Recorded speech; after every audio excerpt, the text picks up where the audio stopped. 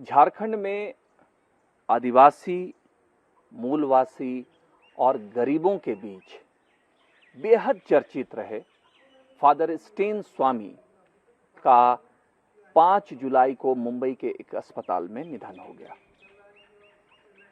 Bhima Goregaon case मामले में NIA ने उन्हें सस्पेक्ट बनाया था और 8 अक्टूबर साल 2000 को उनकी गिरफ्तारी हुई थी।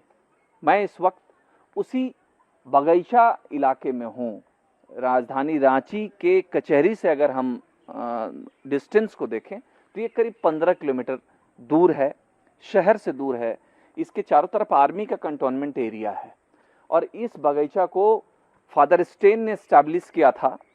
वो कहते हैं कि जब वो +2 में थे, +2 पास आउट करने के बाद तमिलनाडु से वो झारखंड चले आए थे और इसी एरिया में वो चाईबासा के क्षेत्र में आदिवासियों के अधिकार और की लड़ाई एक तरीके से कहें वो लड़ रहे थे और यहीं पर उन्होंने एक बागीचा करके सोसाइटी एस्टेब्लिश की थी। ये सोसाइटी आज भी काम कर रही है और इस सोसाइटी का जो मकसद है कि किसी भी धर्म या समाज से जुड़ा कोई भी आदमी जो चिंतन मनन के लिए इस जगह पर आ सकता है और अपने जो डिप्राइव्ड लोग हैं, जिनके अधिकारों की बात अगर कुछ करनी है तो यहाँ आकर वो चिंतन मनन कर सकता है। चूंकि स्टेन स्वामी नहीं रहे तो हमारा मकसद इस जगह पे आकर अपने दर्शकों को बताने के पीछे सिर्फ ये था कि स्टेन स्वामी एक्चुअली थे क्या। एक स्कॉलर थे, बेल्जियम से पढ़कर वो आए थे और यहाँ इन्होंने एक सोसाइटी स्टैब्लिश की थी जिसका नाम उन्होंने बगीचा दिया था। आमतौर पर जो बगीचा हम बोलते हैं उसको यहाँ लोकल भाषा में बगीचा कहा जाता है, उन्होंने नाम दिया था। और इस सोसाइटी का जो काम है, यहाँ पे काफी लोग हैं, उनका है वही चिंतन मनन जो एक होता है कि समाज के जो जरूरतमंद लोग हैं, जो अपने अधिकार की बात नहीं कर पाते हैं, उनको वॉइस देना, उनको स्पीच देना, उनके लिए आवाज उठाना। इस वक्त हमारे साथ इसी सोसाइटी के सर, आप अपना परिचय दीजिए पहले। मेरा नाम है पीटर मार्टिन, मैं येसु समाजी हूँ और अभी 4 जून से मैं यहाँ पे हूँ। इस समाज में, मतलब इस समुदाय में मैं ज्वाइन किया हूँ। अच्छा, ये बताइए कि फादर स्टेन के बारे में जो कहा जाता है कि 8 अक्टूबर 2000 को ले जाया गया था, आप लोग यहाँ रहे, सोसाइटी से जुड़े हुए हैं, कभी ऐसा बात कभी भी आया था क्या कि फादर कभी गए थे पुणे? ऐसा कभी नहीं। उसको तो मेरे ख्याल से उनको भीमे कोरेगांव के बारे में जो इश्यू जो काफी चर्चित है, वो जैसा पेपर में जैसा हम लोग पढ़े हैं उस तरीके से उनको मालूम होगा। और जब उनको सस्पेक्ट के रूप में जब उनका नाम आया, हो सकता है थोड़ा बहुत रिसर्च करके उस पर, नहीं तो जैसा एक मुद्दा है वो हिसाब से उनको जानकारी होगी।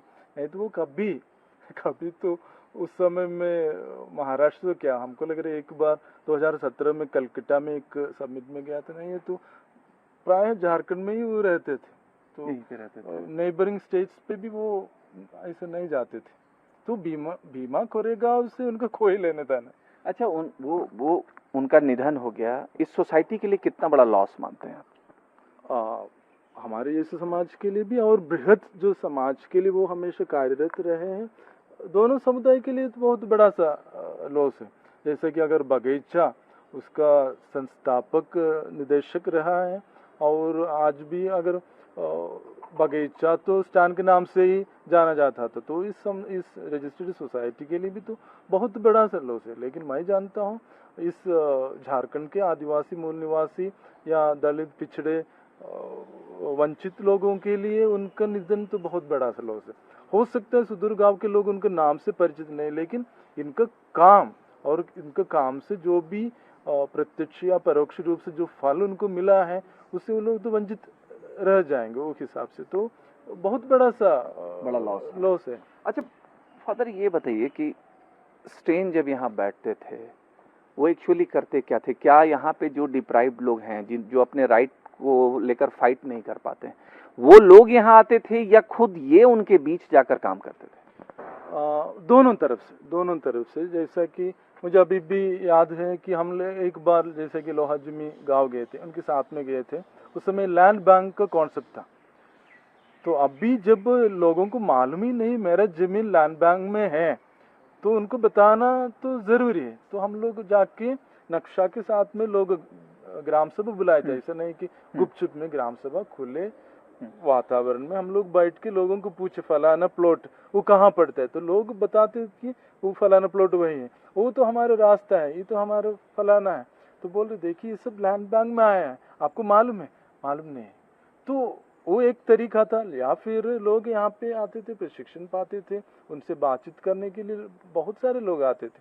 वो शहर में कोई भी सामाजिक मुद्दों से जुड़ा कोई भी कार्यक्रम थे वो हमेशा सामने थे, और उनका तो इतने सारे क्लिप्स पब्लिक डोमेन में, मतलब कोई भी मुद्दा जो आम जनता को अफेक्ट करता है उसमें वो अपने राय तो निडर रूप से प्रस्तुत करते थे। अच्छा, उनका लाइफ स्टाइल कैसा था? फादर स्टेन स्वामी का एक लाइफ स्टाइल, जो लोग उनको देखे हैं करीब से, आप चूंकि साथ में रहे हैं, तो उनके लाइफ स्टाइल के बारे में बताइए, कैसा उनका लाइफ स्टाइल था? लाइफ स्टाइल मतलब अगर सादगी की बात करें, यही एक आदमी था। वो तो अगर अपने इंटेलेक्चुअल क्वालिफिकेशन या क्वालिटी से देखे वो बहुत कुछ हो सकता था, लेकिन वो हमेशा एक क्या बोलेंगे, अपना स्तर हमेशा उस सादगी से रखा। और ये स्ट्रक्चर भी आप देख रहे हैं, वो हमेशा उस पर वो उनका गर्व था कि इसका आर्किटेक्ट एक आदिवासी है। ये स्ट्रक्चर जो भी बनाया, और ये स्ट्रक्चर भी तो बहुत ही मतलब वो आदिवासी स्टाइल आपको दर्शाता है। और जो आखड़ा जैसा यहाँ पे जो बनाया है, तो वो हमेशा सिंपल रहे हैं। और लोग जो कहते हैं सिंपल लिविंग और हाई थिंकिंग, अगर ऐसे एक व्यक्ति हमारे बीच में थे तो स्टैन को हम लोग तुरंत एक उदाहरण के तौर पर चिन्हित कर सकता है। Thank you father. देखिए, हम कम शब्दों में कोशिश हमने ये की कि आपको बताएं कि स्टैन स्वामी आखिर क्या थे। कानून के नजरिए, एनआईए के नजरिए में भीमा कोरेगांव जो मामला है उस पे जो इंक्वायरी चल रही है, ये एक अलग पक्ष है, लेकिन यहाँ के लोग और जो यहाँ के आदिवासी हैं उनके नजरिए में स्टैन स्वामी कुछ और ही थे।